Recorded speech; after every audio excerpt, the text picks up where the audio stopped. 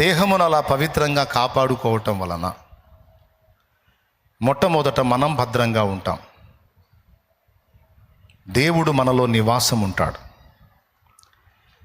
దేహ పవిత్రతను కూడా మనం కాపాడుకోవటం వలన దేవుడు మనకు అందుబాటులో ఉంటాడండి. దేవుడు మనతో ఉంటాడు. మనము ఆశీర్వాదకరంగా ఉంటాం. మనం ఎలా ఉంటాం? మనం వేదనకి ఎప్పుడు గురవుతామో తెలుసా? పాపమునకు చోటిచ్చినప్పుడు. అశాంతికి ఎప్పుడు గురవుతామో తెలుసా? పాపమునకు చోటిచ్చినప్పుడు. మనశ్శాంతి ఎప్పుడు పోగొట్టుకుంటామో తెలుసా? పాపమునకు చోటిచ్చినప్పుడు. విశ్వాసం ఎప్పుడు బలహీనపడిద్దో తెలుసా? పాపమునకు చోటిచ్చినప్పుడు. భయం గుప్పెట్లో ఎప్పుడు బతుకుతామో తెలుసా? పాపమును గదిలించుకున్నప్పుడు. పాపం జోలికి వెళ్ళినప్పుడు భయం గుప్పెట్లో. అదే పాపమును విసర్జించి నీతి ప్రవర్తన కలిగిన వారమై మనం క్రమంగా ఉంటే సింహము వలె ధైర్యంగా ఉంటాం.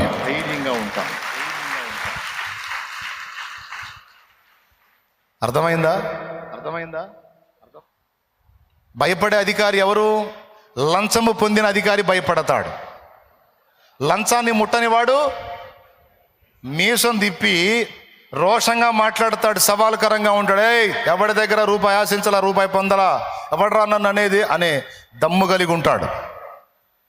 చీటికి మాటికి బల్ల కింద చేపెట్టేవాడు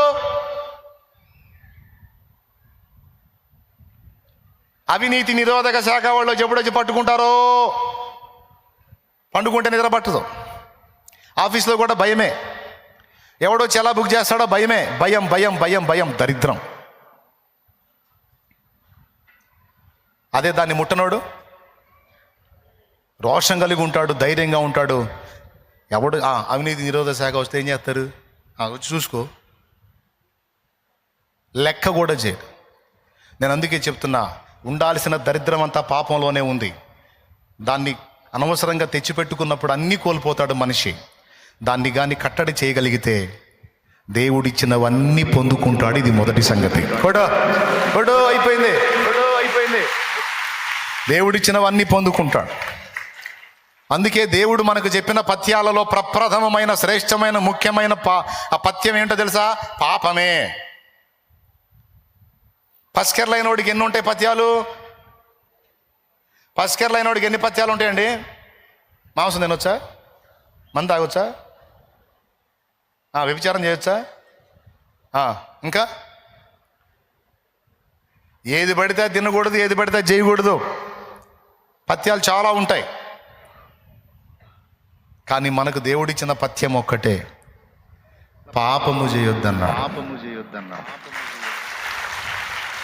దేహమును పవిత్రంగా కాపాడుకోమన్నాడు, పరిశుద్ధంగా కాపాడుకోమన్నాడు. కళ్ళని, నోటిని, హృదయమును, దేహమును, చేతలను, నడతలను, నీ అవయవములను నీతి సాధనములుగా వినియోగించు, దుర్నీతి సాధనములుగా వాటిని పాపమునకు అప్పగించొద్దు అని యేసయ్య మాట్లాడాడు. తన దాసుని ద్వారా మాట్లాడించాడు.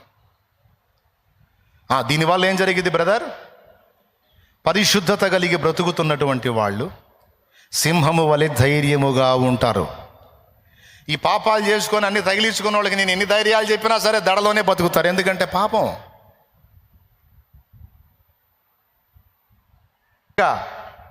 వెంటాడుతూ ఉంటాయి.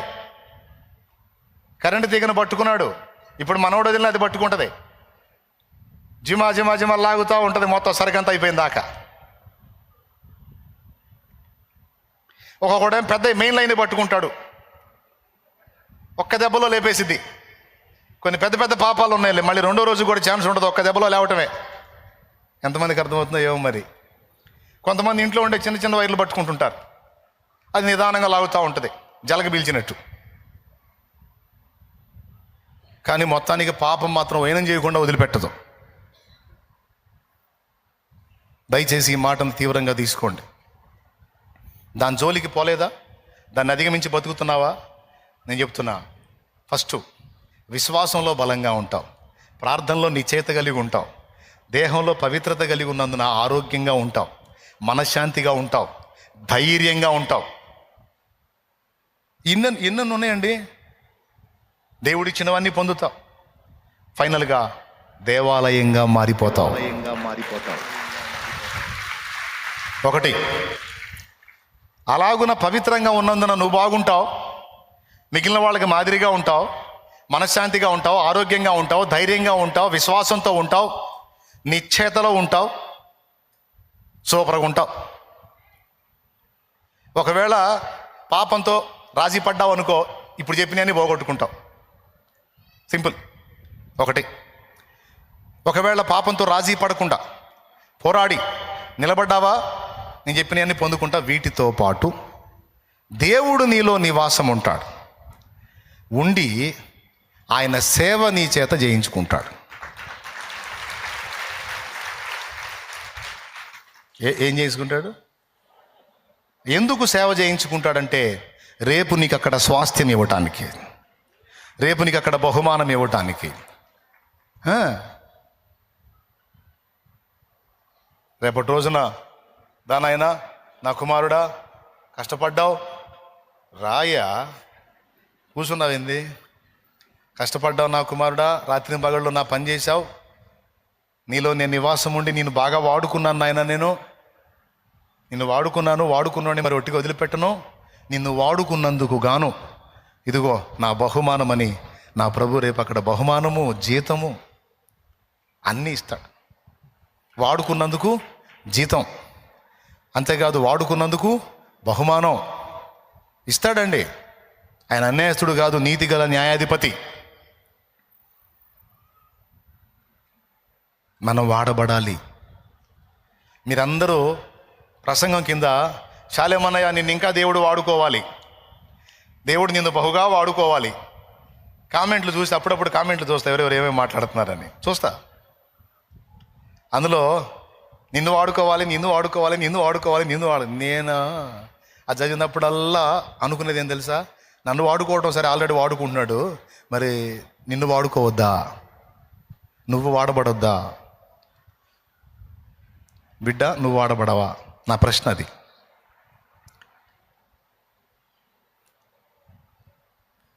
యజమాని వాడుకొనుటకు అర్హమైన పాత్రగా పాపులలో చేరక నిన్ను నువ్వు పవిత్రపరచుకున్న ఎడల యజమాని ప్రతి సత్కార్యమునకు వాడుకొనుటకు అర్హమైన పాత్రగా నువ్వు ఉంటావు. అందుకే చెప్పాడు, పరిశుద్ధత కావాలి, పరిశుద్ధత కొరకు ఆశపడాలి, పరిశుద్ధతను ప్రేమించాలి. ఓకేనా? మన ప్రభు పాట, పరిశుద్ధ పరిశుద్ధ పరిశుద్ధ ప్రభువా, పరదూతలైనా నింపగలరా, పరిశుద్ధ పరిశుద్ధ పరిశుద్ధ ప్రభువా, పరదూతలైనా నింపగలరా,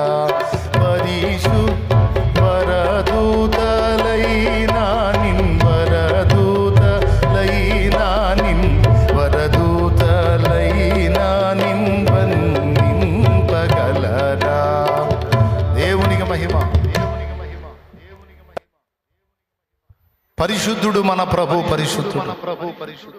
ఆయన పిల్లలమైన మనం కూడా పరిశుద్ధులమై ఉండాలి. మీరు చెప్పండి, ఇప్పుడు హృదయం ఇవ్వటం తేలిక, దేహముని ఇవ్వటం తేలిక? ఏది కష్టం? అందరు నోరుది మీకు దండం పెడితే ఇప్పుడు దాకా విన్నారుగా.